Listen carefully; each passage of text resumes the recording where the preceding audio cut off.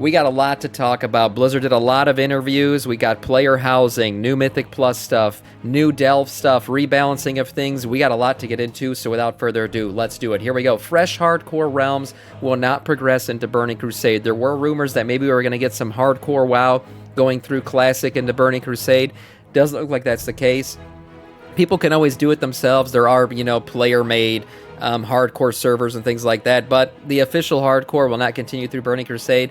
Blizzard says it's because they believe some of the mechanics are a bit difficult and some of the randomness of Burning Crusade leveling would make it unfit for hardcore. I kind of disagree. I wish they would have just done it and seen what happens. Could you imagine the Fel Reaver just destroying some people after they literally leveled all the way through Classic the first time they step into the, Blasted Lands and all that stuff? It would have been great. Would have been great. Hellfire Peninsula would have been a freaking shitstorm, but it is what it is. I guess you won't be getting that. Oh, hold on. What's going on here? What is this? Oh my God. Blowing your ears and dicks off with the giveaway. Here we go. Back again. A man of the people. That's what they call me, and I'm here to give back to the people. That's right. The Gilded Big Black Long Boy Brutosaur giveaway continues until December 6th. How do you enter? You watch 1 hour of my shitty little stream starting at 10 a.m. Eastern Time, Monday through Friday. You get 1 point per hour you view my stream. You can use those points to enter the giveaway. Do it. Here we go, back to the news. Hateforged Blaze Cycles sold out on the Mountain Dew store. If you had aspirations to ride the fiery crotch rocket that was the Hateforged Blaze Cycle, well, those aspirations have now been doused. You might be able to get this thing off of eBay or something, but as of now, this thing is now sold out. I didn't know there was going to be a limited amount of these, but evidently there are. So for now, you can still drink Mountain Dew. No one's telling you not to destroy your kidneys and liver, but you will not get a Blaze Cycle out of it anymore. Moving on to some interesting interviews. Blizzard did a bunch of interviews over the weekend. We got Ian Hazzikostas, Holly Longdale, a bunch of stuff to talk about here. And first off, Holly Longdale getting into player housing. That's right, the feature that we're all excited about. Let's see what she got into here. So first off, player housing in general, the hype is finally real for the much requested feature to finally be coming to WoW. It's still too early to discuss details, but they are excited and proud to show players how they are making housing the WoW way. So here it goes. Holly Longdale said, housing is going to be a journey for the next couple of decades. It's going to stick around and live with us. It's your house. It's your home. So we're really committed to dedicating to it. We built an entire team around it. So Blizzard officially has a player housing team. That's right. The player housing team is here. They're going to be building and iterating on this. As we expected, this is going to come out, around the midnight pre-launch thing. We'll talk about that as well. We basically have a launch date for this stuff now. But it looks like it's going to continue on beyond midnight, as we would expect something like player housing to do. So there's going to be iterations on it, more things to get for it, continual growth in the player housing sector, which is great. That's fun to see, and I'm glad to see that. Moving on to the visual art style of World of Warcraft. She was asked about this. The development team is constantly asked how they are going to update the graphics, and it is discussed frequently. Graphics have been updated over time, but they want the game to still feel uniquely WoW, and they're staying within that style. Blizzard is continuing to experiment and explore WoW's visual styles, both in-game as well as in Rumble and Hearthstone. Holly Longdale's comment on this was that what we found is WoW players don't want something different. They want it to feel like WoW, and they appreciate the style that it is. I do agree with that. I don't really want WoW to ever go hyper-realism. I don't want to Ashes of Creation World of Warcraft. Sometimes I feel like you could keep the visual, artistic, massive shoulders and things like that and still go a bit more to the realistic side. We've seen those, Unreal Engine 5 and 6 or whatever, upgrades to, Elwyn Forest and stuff like that. Maybe one day we could see World of Warcraft looking like that. But I do agree, the hyper-realism is never something I want to see. I do want to keep it stylistic, but hey, maybe a bit more visual, reflectiveness and stuff like that couldn't hurt the game. The style is what makes it timeless. I agree. If Blizzard could you imagine World of Warcraft hyper-realistic from 2004? What that would look like today? Oh my God, it'd be a disaster. But yes, I do believe basically the look of World of Warcraft was helped its longevity for sure. They can always, continually update it. We've seen the style updated over time. You look back at Classic now, it looks very different from what WoW looks like today, but they've still managed to keep the style that is World of Warcraft. And then last but not least, interestingly here, she was asked about WoW accessibility and consoles. That's right. Blizzard is committed to backwards compatibility across different OSs to ensure players of different, types have access to WoW. The engineering team is constantly optimizing WoW to ensure support for a variety of devices and setups. When asked if WoW could come to consoles like Xbox in the future, especially for Microsoft after Microsoft's acquisition, Hallie Longdale said, "We have nothing to announce right now, but we're always exploring and looking at opportunities in the future to provide more access to more players." That's not a no. That's certainly not a no, right? She went on to say, we want everybody on the planet, on whatever device they've got, to be able to experience Warcraft in some way.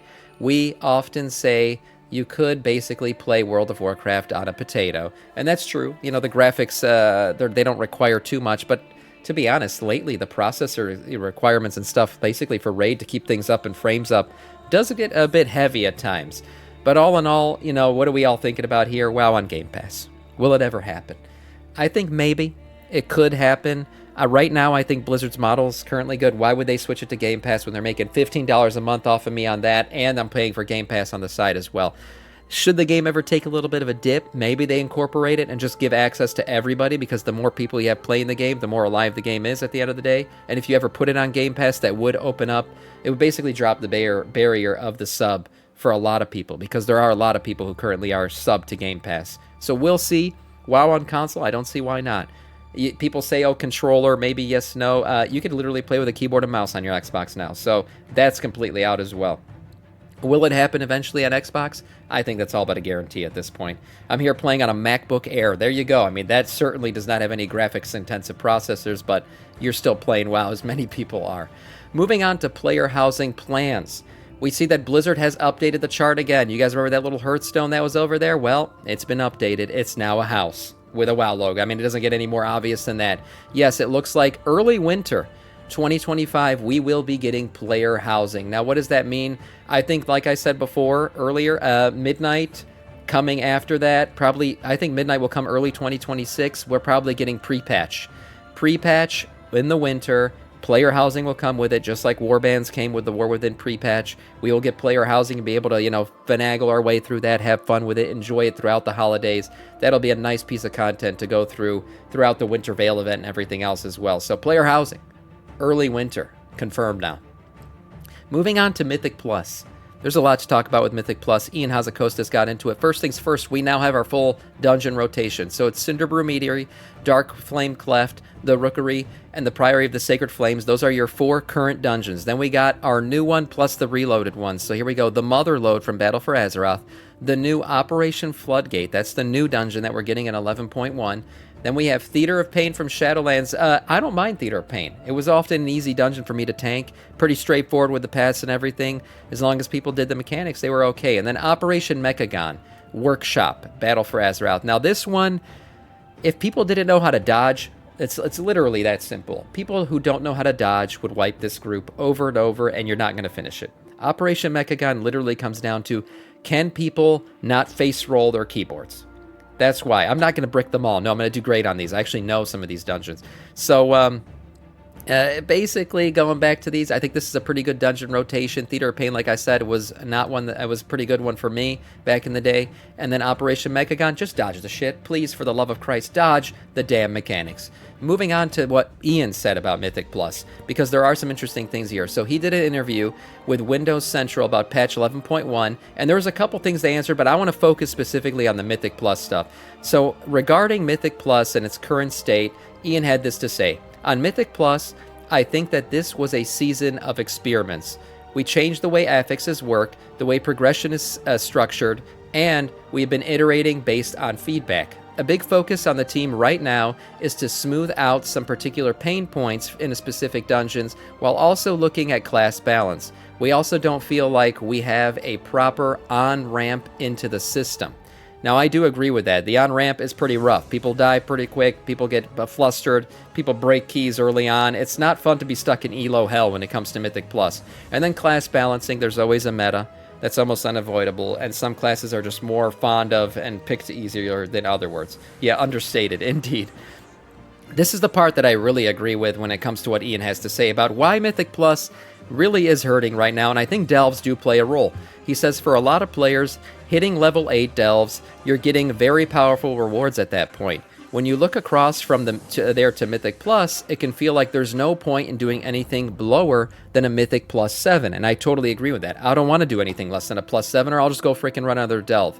And 7 is actually quite hard, he's saying, so it's not a good entry point for people. If you're someone without experience in dungeons, beginning with plus 7 is not the best point of entry. It certainly wasn't designed to be a point of entry. So we think some players are hitting a cliff/wall here.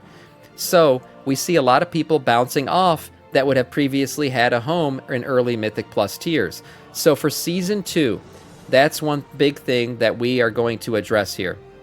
It was just something that we could not change in the middle of Season 1. That's understandable. You can't really change how gear progression works in the middle of a season. So we'll see what they do with plus 8 delves versus what a plus 7 Mythic Plus drops. Are they going to rank up in terms of what a plus 2 drops? Are they going to change the difficulty strains? I don't know how that'll all work. Maybe they're going to drop the item level that delves drop. But certainly right now, the way it stands, yes, doing a level 8 delve for one, much easier, much less time consuming, and much more doable. You know, go do it yourself anytime, all the time. And then you get into a plus 7, and then yeah, it's a complete shit show if you're not used to doing them. Certainly not an easy entry point for anyone who's entering into Mythic Plus. And the second part basically about Mythic Plus and the rest of the season is crests. I've talked about this before. The crest system, I like it for what it is, but I hate the way they implement it. And that's because I think a new naming system for a new crest system every single season is the dumbest shit I ever heard of. Why don't they just call it Heroic Crest, Mythic Crest, regular, I don't know what the fuck you would call regular quest, not Epic Crest, who knows, whatever. But you could easily just name it that way, right? Normal, Mythic, Heroic Crest, boom, I've nailed it. And then you just attach a season to them, so when they're for the previous season, you can't use them in the new season. There you go. So he gets into this a little bit. He says, for crests, the Mythic Plus crest gearing system meets almost every design goal, save for clarity and intuitiveness, right? That's the thing. It's not clear and it's not intuitive. You gotta fucking create a spreadsheet every time a new season comes out. It's a skill issue. Yeah, to basically understand what crests go to where. That is one area we want to focus on in terms of naming them. See, I'm not the only one who complains about this, because we all know. When the first season, like, say we're in, what's it called, Midnight expansion, what are we going to get? We're going to get, like, Imp Dick crests, Void Lord crest, and then Manaroth crests. I don't know what. It's going to be dumb. It's going to be another freaking naming system that I have to relearn all of. Why? Just give me a Mythic, Heroic, Normal. Let me know what it is from off the bat. Tutorializing and so on. Okay, he goes on to say, we want to make it more logical about what you should be doing with your crests. The idea that giving players of all play styles goals to work towards with ongoing power advancements beyond specific item drops. Crests are an important part of the tiered structure of World of Warcraft, helping to make sure that the best way you can get strong is to push harder into content, rather than just grinding basic content massively, which is what they saw with artifact weapons. You should want to complete higher tier dungeons, but making it clearer on how to get there is something we want to address. And I still have this issue today, right? I go to upgrade crests, or you know how you can take a certain amount of crests and then upgrade them to a smaller amount of the better crests? I don't know half the time what the hell I need. I don't know what the names mean. I still look back and I'm like, Worm and Drake crests. Yeah, where did those go? Those are part of the previous season. We need a chat. We need a chat every season. Not a fan. Yeah, we do. We have to literally discuss every season what the names mean, which one goes to which one's for myth gear, which one's for heroic gear, what item level range they can upgrade to. Just simplify it, please. I don't need the imp dick crests. I don't want them. I don't need them. That's what it is. Yeah, the big dick crests, medium dick crests. Yeah, small PP crests. I would take that. Make it seasonal. Just keep it on those names. That's an improvement. Thank you, Moishi, for the suggestion. Thank you. I will add these to the later chat. Moving on to the last piece of news here, the changes to delves. That's right, the PC game interview continued with Ian Hazzikosis, and they talked about delves and some quick pain points and little changes here that they're going to be making. Bran will gain a tanking role in Undermined. That's right, for all of you healers out there who've been like, well, shit, I've been so out of luck. Having Bran DPS, I can't tank. This sucks. Well, this should be much better for you now. Bran will now have a tanking role for Delves going forward in the next season. Pretty good for you healers out there. All right, with Sam, anything equals pain point. No other major changes are coming for Delves in 11.1. Blizzard is happy with Delves at the starting point. There were bugs in Delves early on that masked some pain points yet, so they changed those, they fixed them. Blizzard is aware that Delves aren't for everyone, but they're okay with that. The goal for Delves is to become a progression system for solo players so they can see their characters becoming stronger and offer them some challenge to work towards. And I think that they achieved that goal with Delves, I really do. Although, even people who enjoy playing with others found that doing a plus A Delve was one of the best things you could do, especially early in a season. And then last but not least here, I think giving players of all play styles a chance to have goals to work towards is something that that we're very excited about. Okay, good. Yeah, we're excited too. Excited to keep playing WoW. These interviews revealed a lot of exciting things. Player housing, Mythic Plus, Delve changes, all kinds of stuff. It's looking fun. It's a good time to play WoW, and that is all in terms of news.